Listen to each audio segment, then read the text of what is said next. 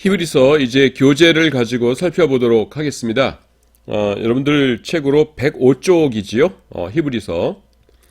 히브리서는요, 그 저자의 이름이 마지막까지 밝혀지지 않은 유일한 책입니다. 저자의 이름을 알 수 있는 방법이 여러분 내증이라는 것이 있고 외증이라는 것이 있어요. 외증. 그래서 내증, 외증은 뭐냐면은 그냥 뭐 어려운 말이 아니라 내적인 증거, 외적인 증거입니다. 그래서 이를테면 로마서라든가 사도 바울의 서신이 여러분 몇 개입니까? 13개입니다. 바울의 서신. 그리고 구약의 소선지서는 몇 권이에요? 그건 또 12권이고요. 그래서 이거 좀 혼동하지 않도록 주의하시기 바랍니다. 근데 13권에 보시면은 대개 1장 시작할 때 사도 바울이 자신의 이름을 밝힙니다. 그래서 로마서에도 나 바울은 로마에 있는 교회에 편지한다 하면서 자기 이름을 밝히죠. 그래서 어떤 책 내에 저자의 이름이 뚜렷하게 있을 경우에 그것을 안쪽에 있는 증거다 해서 내증이라고 그래요. 근데 이를테면 우리 복음서들 있지 않습니까? 마태마가 누가복 요한복음 보시면은 마태복음 1장에 나 마태가 쓴다 그런 말 없지요. 하지만 어떻습니까? 초대교회에 그 설교집이라든가 아니면은 그 주석이라든가 이런 것들이 그 마태복음은 마태가 썼다 이렇게 해 놓은 것이에요. 그래서 그 복음서 자체는 없지만은 복음서 밖에 다른 곳에서 나타나는 증거가 굉장히 많아요. 그래서 그것을 우리는 외증이라고 합니다. 그래서 복음서들의 경우에는 초대 교회가 복음서가 누가 썼는지 말씀하고 있고요. 그래서 제목으로 고정시켰죠. 마태, 마가, 누가, 요한. 사도행전 보시면은 누가복음과의 비교해 보면 알겠죠. 이게 무슨 말이냐면은 누가복음의 제일 마지막하고 사도행전의 제일 첫 부분이랑 어때요? 겹치죠. 이건 조금 단순하고 여기는 그걸 자세하게 써놨어요. 그래서 이거 같은 사람이 썼구나. 누가복음은 누가가 썼으니까 그럼 사도행전도 누가가 썼겠네 하면서 금방 알 수가 있어요. 또 나머지 책들 조금 전에 말씀드린 13권의 사도 바울의 책들 이런 것들은 저자의 이름이 그 자체의 내증으로서 존재하고 있어요. 하지만 이 히브리서는요 누가 썼는지 도대체 모릅니다. 그래서 아직까지도 누가 썼는지 확실하게 밝혀지지 않은 그런 책입니다. 근데 이제 두 가지 설이 있어요. 여러분들이 이제 이런 거 읽어보시면 되는데 내가 이렇게 쭉 설명을 해드리고 있어요. 요 내용들을. 그냥 이렇게 요약해 주는 거 여러분 좋죠? 그래서, 바울이 썼어요. 라는 사람이 있고, 바울 아님, 이런 사람이 있어요. 바울이 썼어요가 있고, 아님, 있는데, 이거 뭐냐면은 그 로마 교회에서는 바울이 쓴 거 아니거든요. 이렇게 했고요. 그 다음에 동방교회, 그러니까 콘스탄티노플, 이게 터키와 그리스인데 여기 중간에 콘스탄티노플이죠. 콘스탄티노플을 중심으로 한 동방교회에서는 바울이 썼거든요. 이랬고요. 그 다음에 로마교회를 중심으로 한 서방교회에서는 바울이 쓴 거 아니에요. 이랬어요. 그러다 나중에 이 사람들도 이제 그 바울이 썼다고 히에로니무스 또 어거스틴 4세기이죠. 이때 되면 이제 바울이 썼다고 그러는데 하여튼 아니라고 그랬었어요. 자, 그래서 바울이 썼다, 바울이 안 썼다라는 것이 그 이유가 뭔가 하는 것을 좀 간단하게 설명해 드릴게요. 그건 이겁니다. 바울이 쓴 게 맞다라고 하는 사람들이 있고요. 그 다음에는 바울이 쓴 거 아니다라고 하는 사람들이 있는데, 이 사람 누구라고 했어요? 동방교회. 이 사람들은 서방교회인데요. 왜 맞다고 그러냐면은 그 히브리서의 내용이요. 바울이 쓴 그 로마서라든가 갈라디아서에서 말하는 율법과 복음과의 관계 그것과 정확하게 일치합니다. 그러니까 이거 어떻게 한 사람이 쓴 거 아닌 다음에는 이렇게 내용이 똑같을 수가 있어? 그러니까 바울이 쓴 거 맞아 이렇게 보는 거예요. 그리고 또 바울이 쓴 게 맞다고 보는 또 다른 이유가 뭐냐 하면은요. 히브리서를 보면은 구약 성경에 아주 정통해요. 이 사람이. 근데 우리가 알고 있는 한 신약 성경을 기록한 1세기의 기독교회 구성원들 가운데서 사도 바울만큼 그 정도로 구약 성경에 정통했던 사람은 없어요. 성경에 보시면은 아볼로라는 사람이 구약 성경에 아주 정통했다. 그래서 사람들을 많이 가르쳤다라고 나오는데 그냥 정통했다라고만 나올 뿐 어느 정도나 정통한 사람이었는지는 우리가 알 수가 없어요. 증거는 없어요. 근데 사도 바울은 검증된 사람이에요. 가말리엘 문화에서 배웠고 그 다음에 그분이 쓴 여러 가지 서신들을 보면은 정말로 구약 성경에 정통한 꿰뚫고 있는 사람이거든요. 근데 히브리서는 구약 성경을 완벽하게 꿰뚫고 있고 맥을 잡지 않은 사람이 아니고서는 쓸 수 없는 책이에요. 그래서 바울 아니면은 누가 그걸 썼겠냐 이렇게 말하는 것이죠. 그러면은 바울이 아니다라는 사람들의 주장은 뭐냐면은 이건 아주 간단합니다. 뭐냐면요. 바울 서신이 13권이 있는데 모든 바울 서신은요. 제일 앞에 부분에 나 바울이 썼어요 하면서 자기 이름을 밝힙니다. 근데 히브리서에서는 그 바울의 이름이 등장하지 않아요. 그러니까 아니다라는 사람들은 그 바울이라고 하는 사람들에게 바울이 썼으면은 왜 그 바울의 이름이 없어요? 바울이 쓴 거 아니니까 없는 거죠. 이렇게 하는 겁니다. 그럼 바울이 썼다는 사람들은 그렇게 말입니다. 왜 없을까요? 근데 이만큼 이렇게 훌륭한 내용을 쓸 수 있는 사람이 그 당시에 바울만큼 누가 있을까요?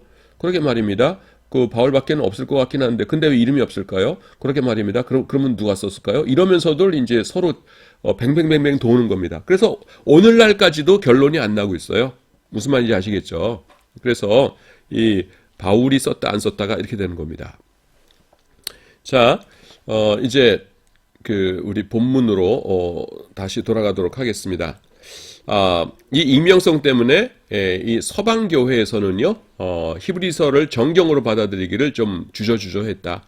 왜냐하면은 그 바울이 안 쓴 거면은 정경으로 받아들이기 좀 그렇잖아 해가지고서는 머뭇머뭇거렸다라는 것입니다.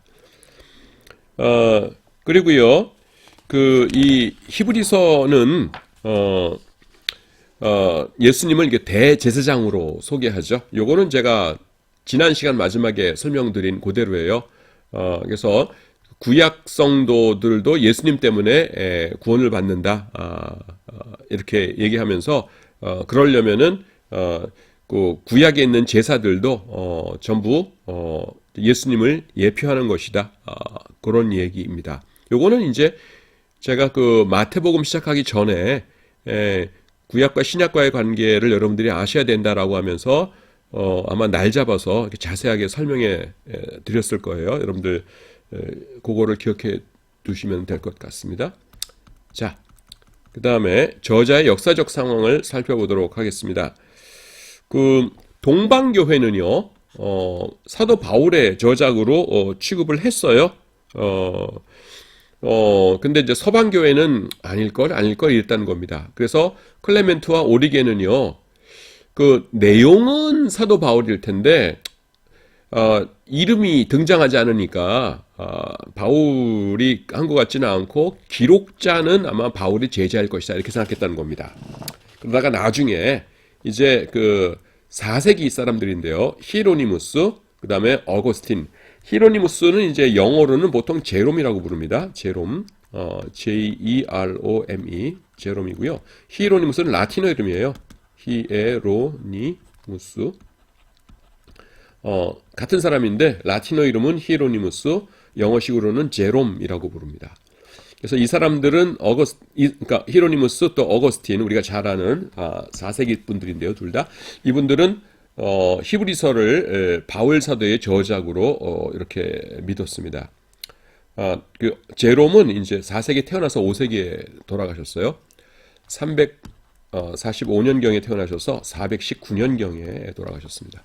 뭐 중요한 건 아니고요. 그냥 알아두십시오.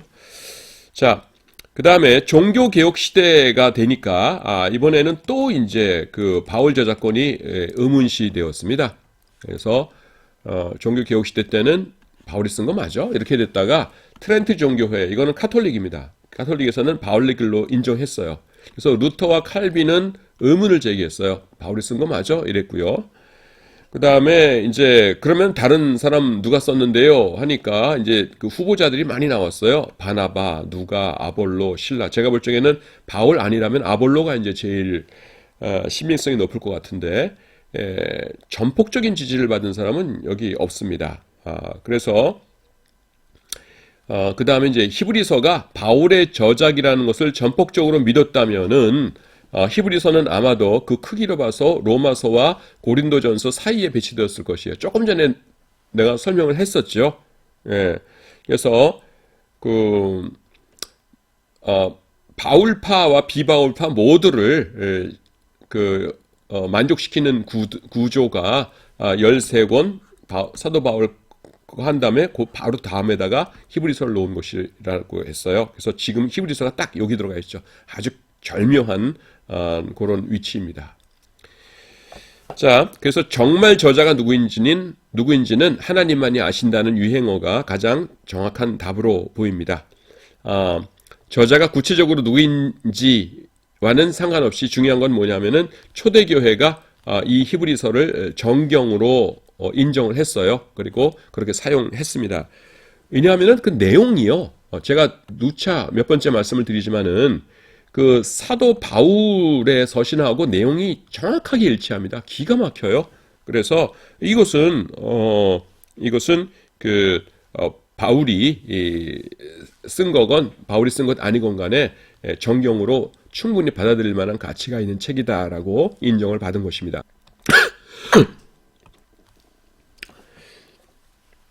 히브리서의 저자는요, 구약 성경과 유대교의 정통한 사람으로 보여요. 그러나 그의 수많은 구약 성경 인용은 모두 70인경에서 가져온 것입니다. 여러분 70인경이 뭐예요? 70인경이 뭐냐면은 히브리어 성경을 헬라어로 번역한 것이죠. 근데 왜 70인경이라고 불러요? 히브리어 구약 성경을 헬라어로 모세오경을 번역한 사람이 72명이었어요. 근데 72인경 그러기 이상하니까 그냥 이걸 그냥 70으로 바꿔가지고서는 70인경 이렇게 부릅니다. 근데 왜 그러나라는 말을 썼냐면은 사도 바울은요 완벽하게 바일링구얼이에요. 그러니까 두 가지 언어를 다 했어요. 그래서 히브리어, 헬라어를 다 한 분이거든요. 그리고 구약 성경이 완벽하셨던 분인데 그 왜 헬라어 번역 성경을 베껴놨냐는 거예요. 그냥 히브리어를 쓰면 히브리어를 즉각 자기 머릿속에서 번역해가지고서는 사용하면 될 걸 갖다가 왜 70인경을 베꼈냐는 것이죠. 그래서 그러나 하면서 그러나 이렇게 말하는 겁니다. 근데 여기에 대해서는 쉽게 설명이 가능해요. 지금 히브리서가 유대인들을 대상으로 한 서신이라고 하더라도 그 당시에 유대인이라고 해가지고서는 히브리어 성경을 다 원어로 읽는 사람들은 그렇게 많지 않았거든요. 그들에게 익숙한 것은 70인경이었어요. 그러니까 사도 바울 자신은 히브리어 성경을 머릿속으로 즉각 번역을 해서 그것을 가지고 히브리어를 쓸 수 있지만은 독자들을 위해서 독자들이 익숙해 있던 70인경 본문을 히브리서에 썼다. 이렇게 하면은 설명이 그냥 깔끔합니다. 그렇게 설명이 된다는 것이에요. 자, 히브리서의 내용을 볼 적에 그는 예수님의 사역을 직접 목격한 사람은 아니고요. 디모데와 가까운 사람이었고, 이 편지를 쓸 때 디모데는 감옥에서 풀려난 직후였고요. 디모데를 기다리고 있었고 그와 함께 히브리서의 독자들을 방문할 계획을 가지고 있었어요. 근데 이게 어떤 상황인지는 잘 모르겠어요. 저만 모르는 게 아니라 그냥 다 모릅니다. 그래서 우리가 저자에 대해서 말할 수 있는 것은 그냥 히브리서 자체가 말씀하고 있는 그냥 요 정도입니다. 자, 이제 수신자가 누구인가에 대해서 살펴보도록 하겠습니다. 수신자. 이 편지는요, 히브리인들에게라는 제목이 붙어 있어서 어느 지역에 살고 있는 유대인들에게 보내는 편지였음을 알려주고 있습니다. 하지만 편지의 내용은 유대인들과 이방인들을 특별히 구별하고 있지는 않아요. 그래서 유대인에게만 필요한 내용이라고 볼 수는 없는데, 사실은 1차적으로는 유대인들이 중요하죠. 조금 전에 제가 설명해 드린 대로 유대인들 가운데서 이제 그 회당으로 빠져나가려는 사람들을 교회에 붙들어 두기 위해서 쓴 책이거든요. 그러니까 1차적인 것은 유대인들이 맞습니다. 당시 수신자들은요, 심하게 핍박을 받고 있었습니다. 그래서 이 사람들이 누구에게 핍박을 받았었냐면은, 이제 유대인 사회에서, 예수님을 안 믿는 유대인들에게 핍박을 받고 있었지요. 예, 기독교 선교 초기에 유대 사회에서 그 기독교로의 이탈을 막기 위해서 유대인들은 예수님을 믿는 유대인들을 출교하고 핍박하고 그랬어요. 그래서 이 핍박에 견디다 못해서 그 예수님을 믿는 유대인들이 다시 유대교로 복귀하는 현상이 여기저기서 속출했을 것이다라는 것입니다. 그래서 히브리서는 이런 어려움을 당하는 초기 유대 기독교인들에게 용기를 주고 기독교를 변증, 신앙을 버리지 못하도록 격려하기 위해서 기록했다는 것입니다. 여기에 대해서는 제가 마태복음 시작하기 전에 워낙 중요한 주제이기 때문에 왜 중요합니까, 여러분? 이걸 알아야 구약과 신약의 관계를 알 수 있죠. 신약의 관계를. 그래서 아예 떼놓고 예수님의 십자가가 신약과 구약 모두에 적용되는 것이다 라는 것을 자세하게 설명을 드렸어요. 기억 안 나시는 분들은 다시 여러분들이 거기를 보시면 되겠습니다. 이와 같은 핍박은요,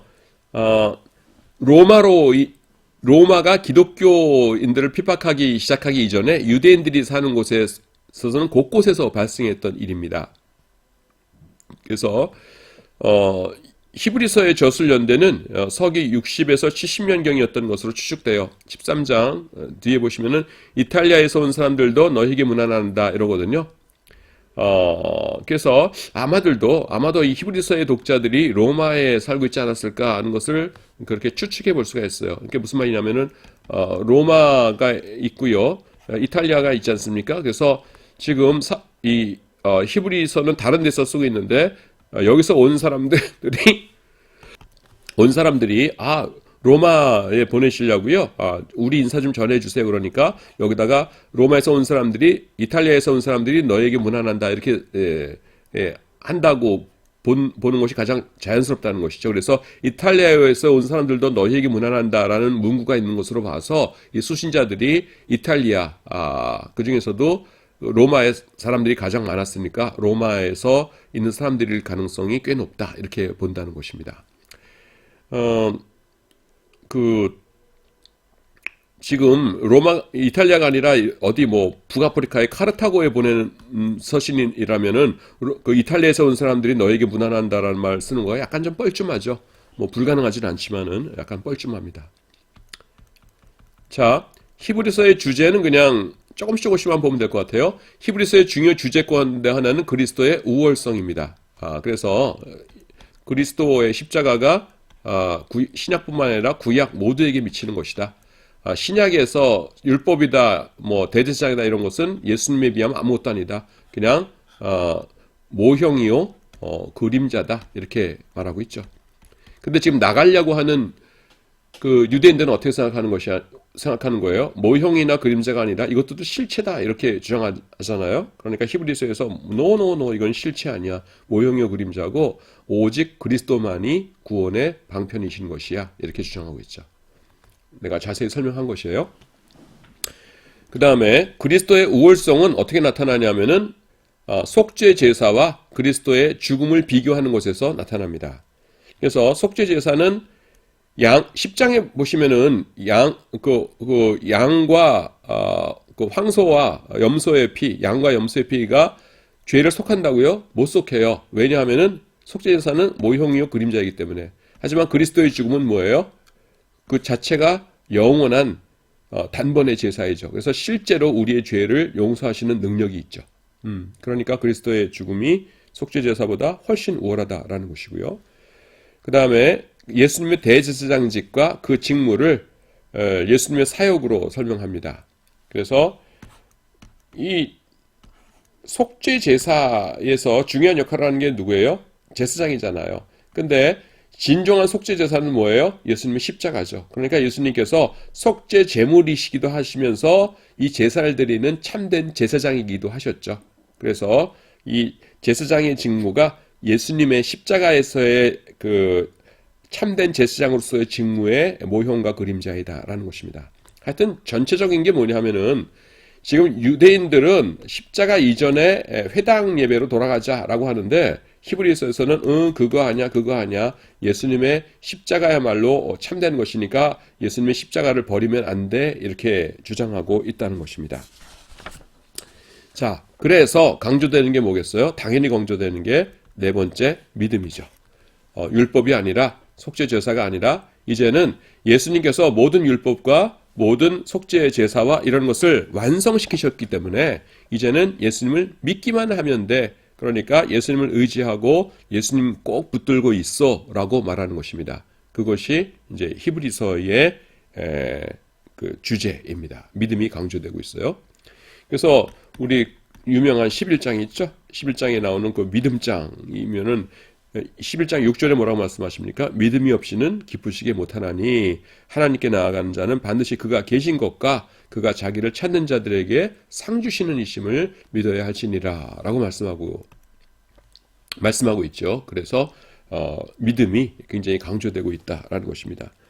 자, 히브리서는 여기 정도 하고요. 여러분들 114페이지로 가주시기 바랍니다. 114페이지 거기 공동서신이 나와요. 거길 보도록 하겠습니다. 자, 여러분 114쪽에 공동서신 왔나요? 네, 공동서신을 살펴보도록 하겠습니다. 자, 공동서신이라는 거는 뭐냐 하면은 그 그리면은 이렇게 됩니다. 화이트보드에다 할까요? 지금 신약성경 전체를 하는 김에 신약성경 전체를 한번 쭉 살펴보죠. 지금 그 제일 처음에 뭐가 나옵니까? 사복음서가 나오죠. 사복음서, 마태마가, 누가, 요한. 그 다음에 역사서, 사도행전이 나옵니다. 그 다음에 바울서신이 나오죠. 바울서신, 로마서, 고린도 전후서, 갈라디아서, 에베소, 빌립보, 골로새. 그 다음에 데살로니가 전후서, 디모데 전후서, 디도서, 빌레몬 해서 13권의 바울서신이 나오고, 그 다음에 여기 이제 히브리서가 나와요. 히브리서가 나오고, 그 다음에 여기 이제 공동서신이라고 나옵니다. 공동서신. 그 다음에 제일 마지막에 요한계시록 1장부터 22장까지 있죠. 그래서 이제 지금까지 이제 히브리서까지 끝냈어요. 진도가 참 잘 나갑니다. 온라인 강의 하니까 진도는 그냥 쭉쭉 나가요. 여러분들이 중간에 질문도 없고, 그 다음에 뭐, 딴 거 하는 학생이 있어가지고서는, 자, 여기 보세요. 뭐 이런 말 할 필요도 없고, 그러니까 진도는 굉장히 잘 나갑니다. 여러분들이 얼마나 따라오고 있는지 잘 모르겠지만은, 공동서신이라는 거는 몇 권이냐면은 7권이에요. 뭐냐 하면은, 히브리 다음에 야고보, 그 다음에 베드로, 전서, 후서, 전후, 그 다음에 디도서, 아니죠. 야고보, 베드로, 전후, 그 다음에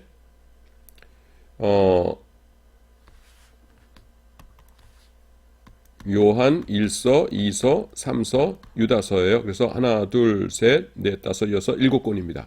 유다서까지. 여러분들이 조심해야 될 게 히브리서는 공동서신이 아니에요. 히브리서는 공동서신이 아닌데 보통 이제 성경을 주석하는 학자들이 책을 쓸 때 바울 주석을 내고 그 다음에는 공동 주석을 써야 되는데 히브리서가 중간에 붕 뜨잖아요. 그러니까 그냥 공동 주석 쓸 적에 히브리서를 같이 씁니다. 그래서 공동서신 주석이라고 하면서 제일 처음에 히브리서부터 등장하는 주석들이 좀 있어요. 제가 뭐 실명을 거론하기는 좀 그래서 실명 거론은 안 하는데 약간 그런 주석들이 있습니다. 그래서 분명히 제목은 공동서신 주석인데 펼치면은 제일 앞에 히브리서가 나오니까 히브리서도 공동서신인가 보다 이렇게 오해하실 수가 있거든요. 근데 그거 아니에요. 히브리서는 공동서신 아니고요. 그 히브리서와 계시록 사이에 요 7권을 공동서신이라고 합니다. 전반적으로 좀 말씀드리자면은 왜 공동서신이라고 그러냐면요. 이 공동서신이라는 거가 공동이라는 건 뭐냐면은 공동의 반대가 뭘까요? 특정이겠죠. 그래서 어떤 특별한 개인이나 아니면 특별한 교회, 특별한 교회에 준 것이 아니라 그냥 일반적인 사람들, 일반적인 성도들 전체 보세요 한 책이라는 것입니다. 공동서신이. 바울서신 같은 경우에는 어떤 특별한 개인이나 특별한 교회죠. 로마서, 로마 교회, 그 다음에 데살로니가 전후서, 데살로니가 교회, 그 다음에 그 디도서, 디도라는 개인 해가지고서 딱딱 특정되어 있는데, 공동서신은요 그런 게 없이 그냥 일반적으로 아무나 읽으세요 하면서 교인들한테 다 읽으라고 하는 것이에요. 근데 예외가 있는데 뭐냐면은 요한 2서하고 요한 3서입니다. 요한 2서는 택하심을 입은 부녀에게 편지하노니 하면서 딱 그 특정되어 있고요. 요한 3서도 가이오라고 하는 개인에게 보내는 거로 딱 특정되어 있어요. 그러면은 일반 서신은 아니잖아요. 여러분들이 그렇게 생각할 텐데 요한 2, 3서는 왜냐면은 요한 1서가 일반 서신이거든요. 요한 1서가. 그래서 사도 요한이 쓰신 건데 2서, 3서도 요한이 쓰신 거거든요. 그러니까 둘 다 이제 한 장짜리들이고 그러니까 1서 따라 들어올 쪽에 2서, 3서도 그냥 같이 집어넣은 것 같아요. 그래서 요한 서신이라 그래가지고서는 한 세트로 들어온 것 같아요. 근데 2서, 3서는 일반 서신의 특징하고는 좀 다릅니다. 그 수신자가 딱딱 특정돼 있어요. 나머지는 이제 야고보서, 베드로 전후서, 뭐 요한일서, 유다서는 그냥 특정되어 있질 않아요. 그리고 공동서신의 또 다른 특징이 뭐냐면은 그걸 좀 설명해 드려야겠네요. 그 공동서신이라고 영어로 어떻게 쓰냐면은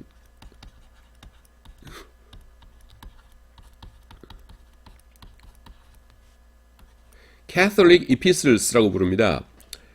이피슬이라는 것이 이제 편지를 좀 유식한 용어로 이피슬이라고 그래요.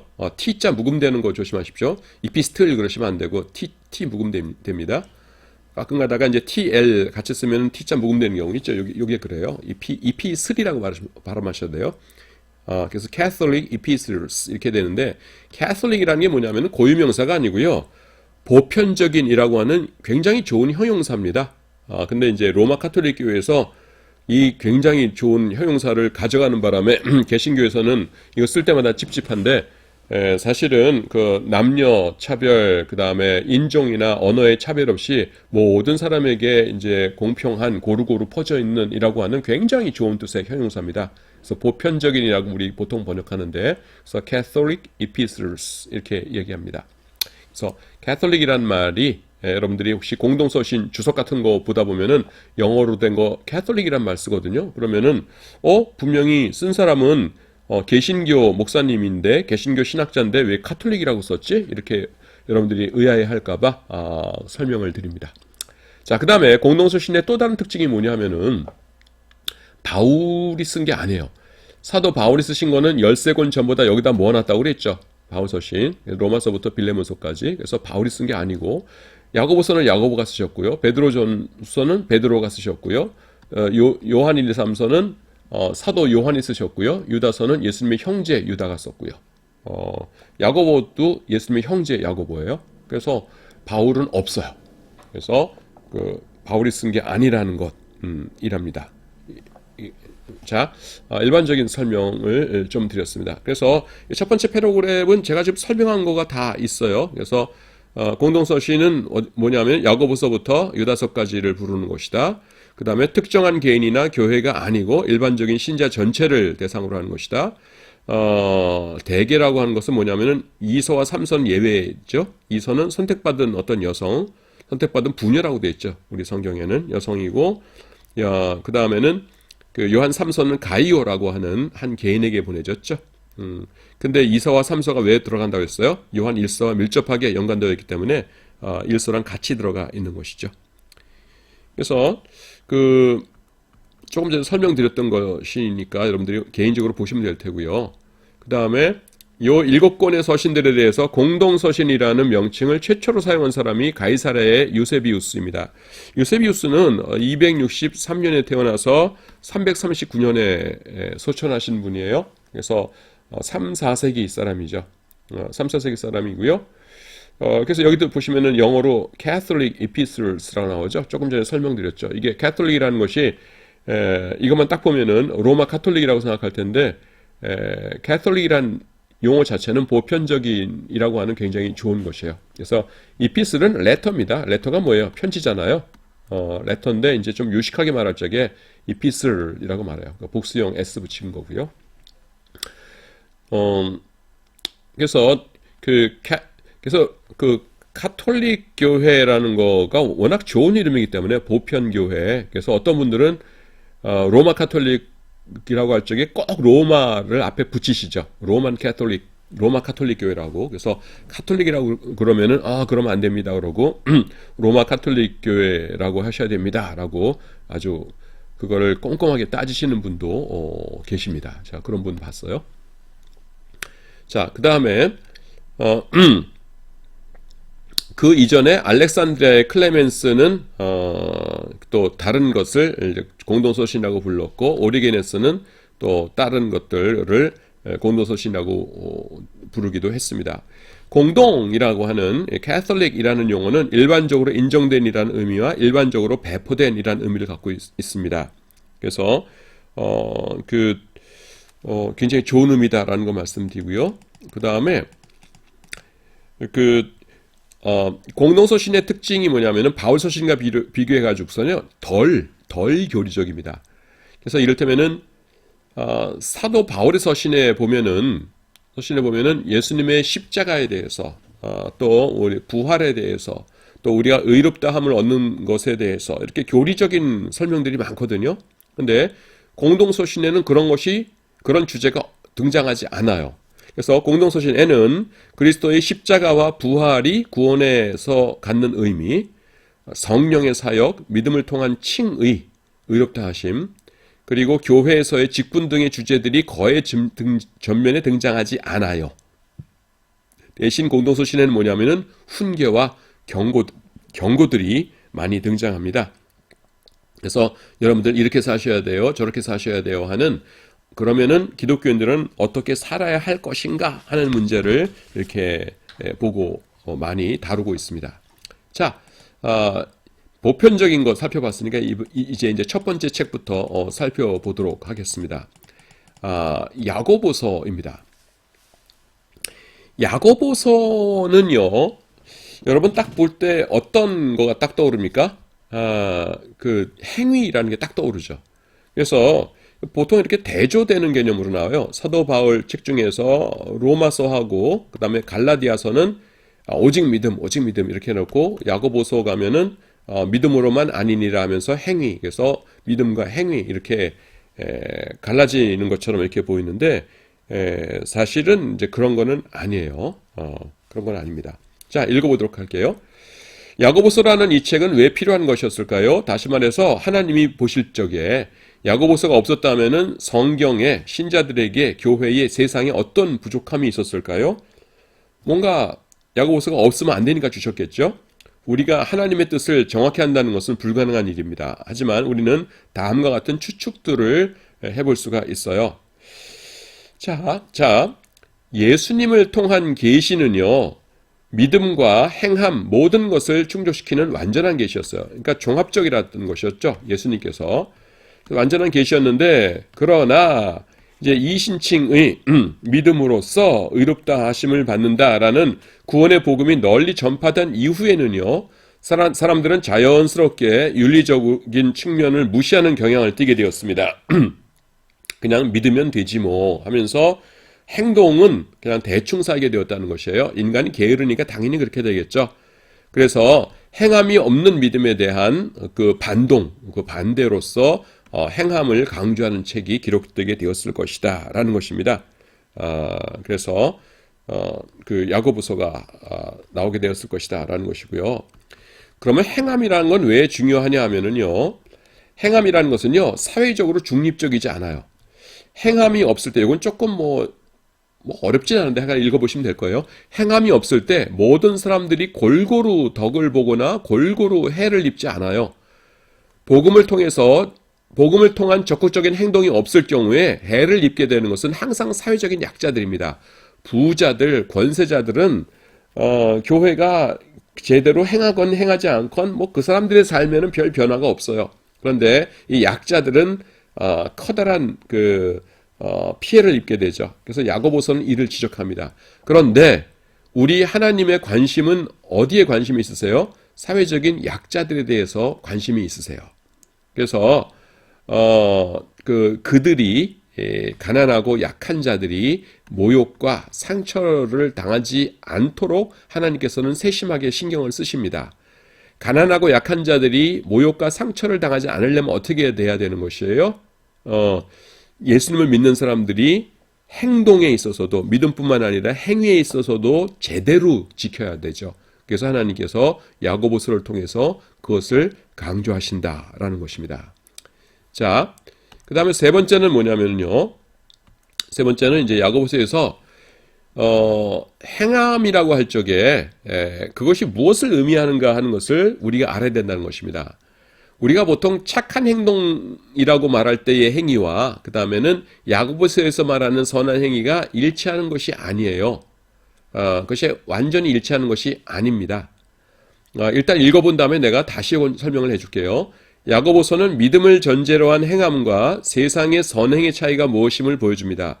야고보서에서 말하는 행함은 세상에서 말하는 도덕적 선행과 근본적으로 달라요. 그렇기 때문에 행함의 예로서 아브라함과 라합의 예가 등장합니다. 그들의 행위는 선행이 아니라 하나님을 믿는 신앙의 외적 표현이었습니다. 하나님은 이것을 요구하십니다. 이것은 조금 더 자세하게 설명을 해줄 필요가 있을 것 같아요. 자, 여러분들이 이제 고등학교 때인가 중학교 때인가요? 저도 잘 기억이 안 나는데, 벤 다이어그램이라고 그러죠. 이렇게 수학에서 말하는 겁니다. 벤 다이어그램을 이렇게 그려볼게요. 이렇게 그려보도록 하겠습니다. 요게 집합 A이고요. 요게 집합 B예요. 그리고 요거는 이제 교집합이라고 그러죠. A와 B의 교집합입니다. 이렇게 그렸던 것 같아요. 맞죠? 좀 예쁘게 했을까요? 집합 A와 집합 B의 교집합입니다. 여러분들 배우셨죠? 참고로 저는 81학번이에요. 그래서 고등학교 졸업한 지가 몇 년 지났나요? 한 40년 됐나요? 예. 그래서 요즘 여러분들이 뭘 배우는지 제가 잘 모릅니다. 그래서 그냥 내가 하는 건 여러분들도 알겠거니 하고서 설명을 할게요. 자, A가 뭐냐면은 세상에서 말하는 그냥 선한 행위입니다. 선한 행위, 선행. 그리고 B는 뭐냐면은 믿음의 행위입니다. 믿음의 행위.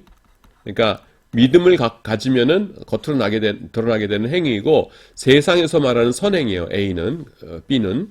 근데 이 A와 B는요 많은 경우에 겹쳐요. 대부분의 경우에 겹칩니다.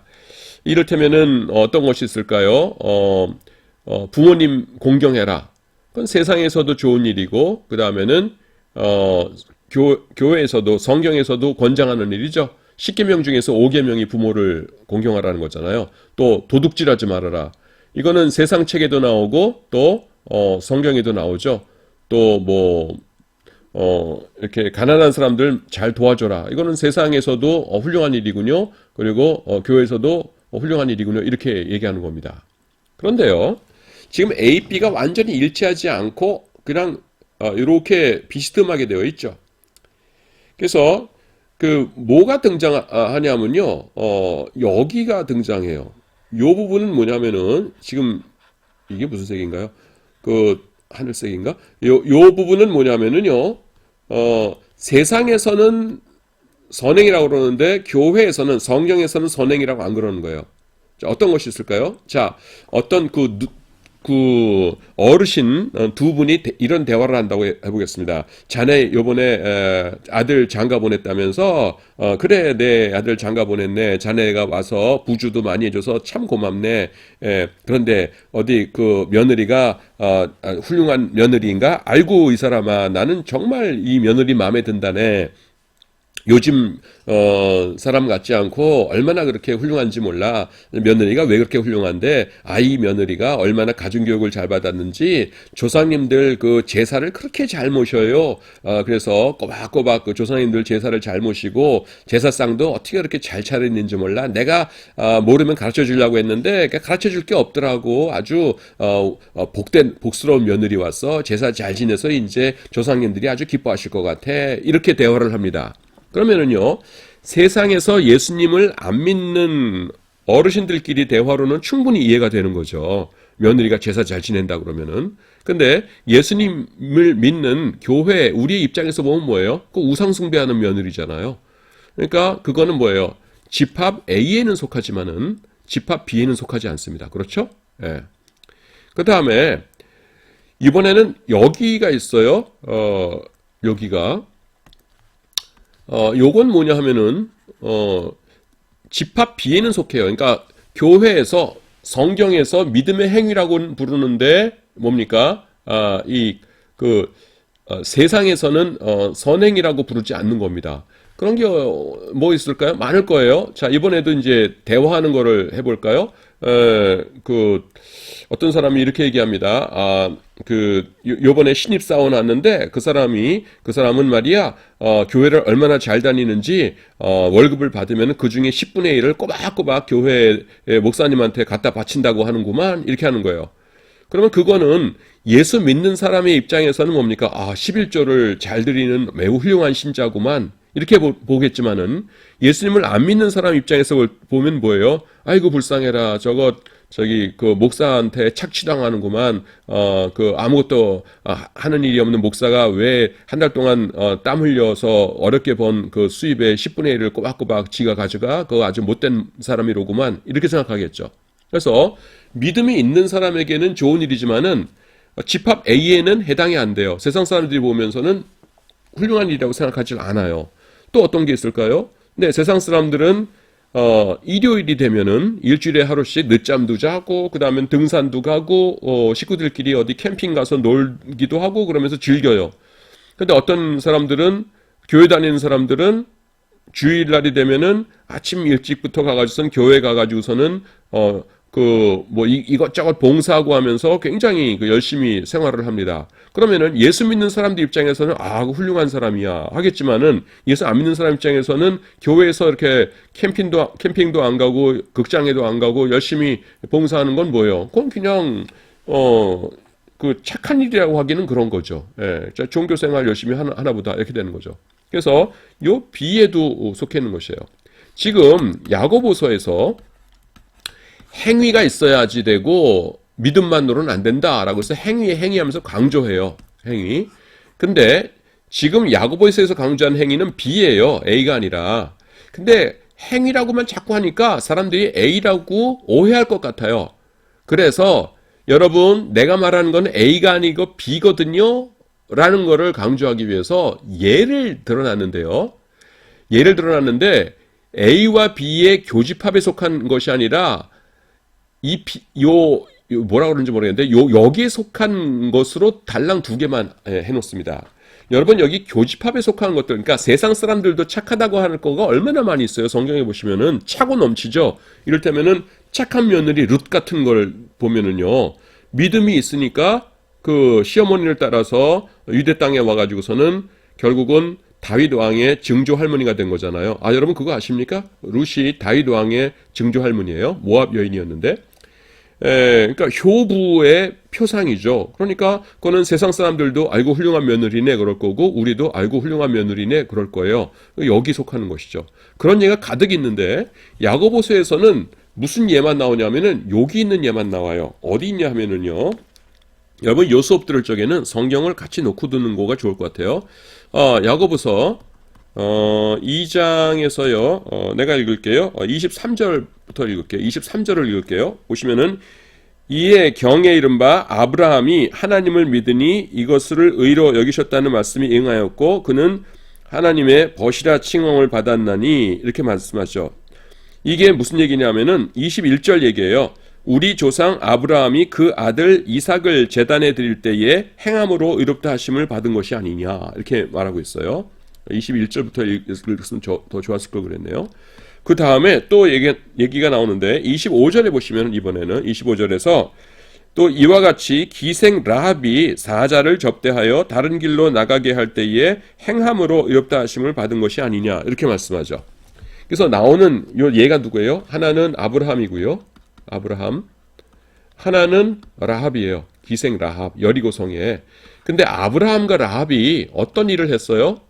그거는요, 세상 사람들이 볼 때에는 착한 일이 아니에요. 그러니까 A에는 속한 일이 아니에요.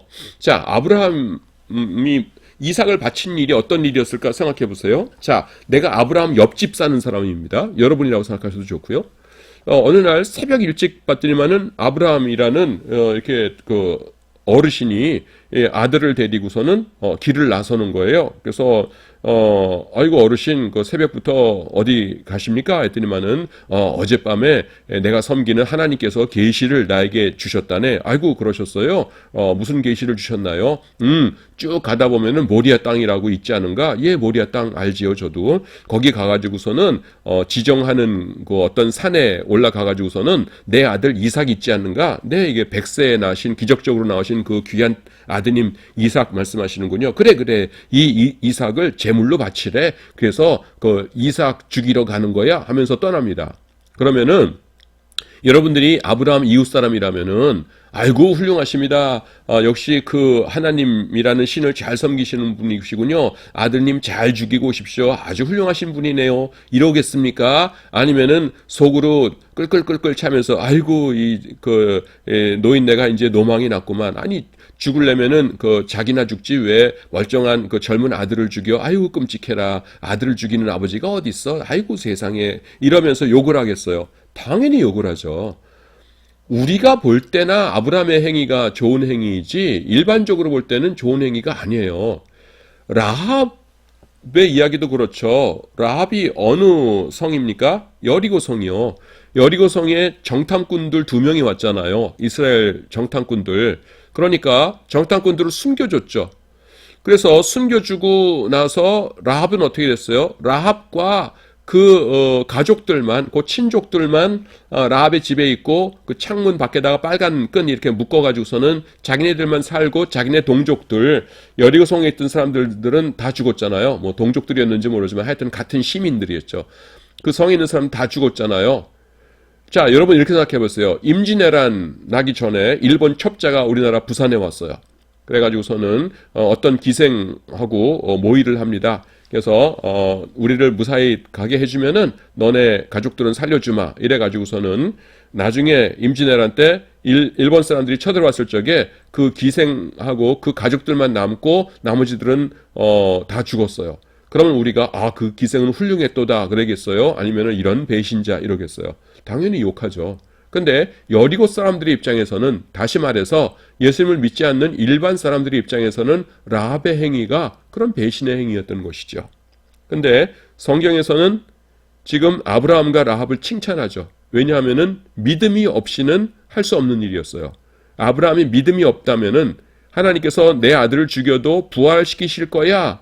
왜냐하면 하나님께서 이 아들을 통해서 바다에 땅의 모래와 같이 하늘의 별과 같이 번성하게 하리라 약속을 주셨으니까 내가 죽여도 부활시키실 거야 라는 믿음이 없었다면 또 라합과 같이 아무리 이 성이 단단한 성이라고 하더라도 이스라엘의 하나님이 원하신다면은 언제든지 무너질 수 있는 성이야. 나의 살 길은 하나님을 의지하는 것밖에 없어 라고 하는 그 믿음이 없었더라면은 행할 수 없는 일이었죠. 그렇기 때문에 칭찬을 하는 것이에요.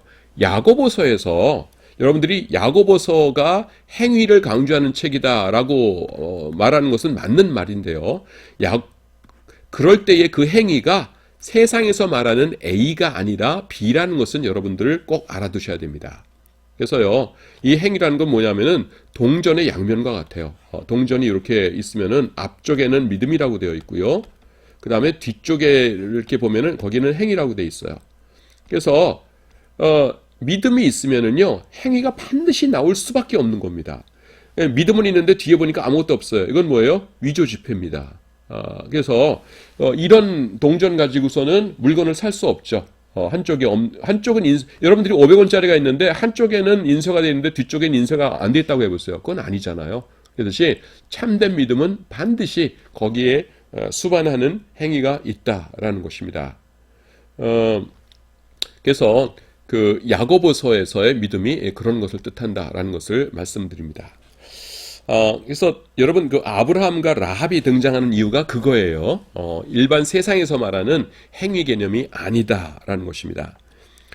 자, 즉 야고보서는 예수 그리스도께 주셨던 바른 믿음의 메시지가 세상에서 바른 열매를 맺도록 하기 위한 가이드로서 주어졌어요. 그러나 야고보서는 어디까지나 다른 책들의 존재를 전제로 한 책입니다. 다른 책들이라는 것이 대표적인 것이 사도 바울의 서신들 같은 것이죠. 50분이 지났네요. 조금 쉬었다가 세 번째 강의 계속 하도록 하겠습니다.